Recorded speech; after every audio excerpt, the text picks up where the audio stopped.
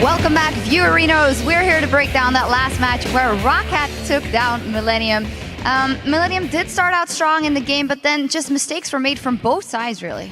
Right, so yeah, good start from Millenium, but then they started giving up some free kills. I think Overpower picked up a double kill at some point where he went past 2 towers, killed Curb, almost walked out again, and overall, Millenium started giving up some very easy kills for ROCCAT, got them back in the game with this late game comp here.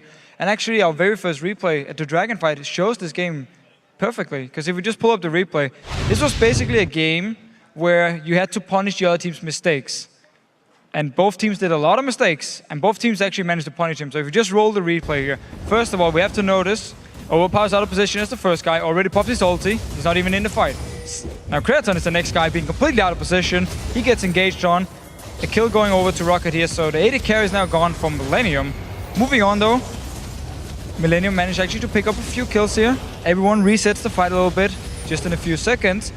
And now here comes the weird part. Overpower is like, you know what, I'm just gonna go in again. I don't care about the rest of my team, because Jankos and Sasus are killing a ward.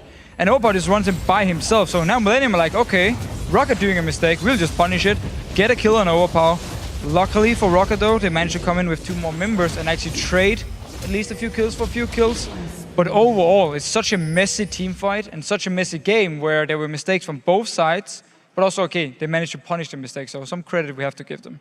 So the thing is about ROCCAT right now, they won 6 of their last 9 games, and if you think about that, that doesn't seem like a team that's around the bottom of the table. And we heard yesterday from Overpower, he seemed really, really unconfident about how they're playing and how they're finishing off these games. And the fact is that their wins aren't that pretty, they don't look all that dominating, but they're putting wins on the board, and I think as Jankos said there, they're improving bit by bit, and 6 wins out of 9 is a pretty decent record. Absolutely not that bad at all. Well, you know, I want to listen to you guys all day, but we are also going to listen to the guys at home, because at the start of the show, we asked you to head to Twitter and tell us which team do you think has the strongest duo lane in the European LCS and why. And here are some of the answers you've been sharing with us. The first one is from @SaoPanda. Tabs and Nif, hands down. Nif's versatile playstyle and champion pool complements Tabs' ADC mechanics. Well, I guess that was the easy one to pick Alliance bot lane. Both of them playing fantastic. We often talk about how Nif and Tabs in their respective role are among the best, if not the best, in Europe at the moment. So yeah, we have to agree, of course. Yep.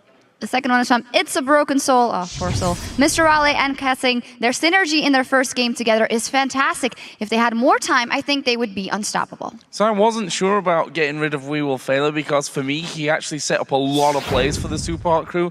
But obviously, synergy is a really important one. But Kassing's come in, and he's done better than I actually expected him to right from the start. Still going to take a bit of time, I think, for them to hit their optimal level, but really good start with Kassing in the team.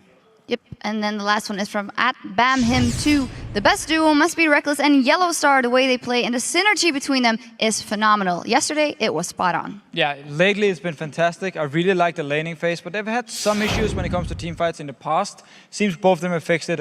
We have a lot more aggressive Reckless, of course, and Yellowstar now making big plays as well. So they definitely stepped up and are in the top of the dual lanes here in Europe. Absolutely. Thank you guys for those responses. And remember that you can always chat with us and your fellow LCS fans @LOL Esports by using that hashtag LCS. It's nearly time for our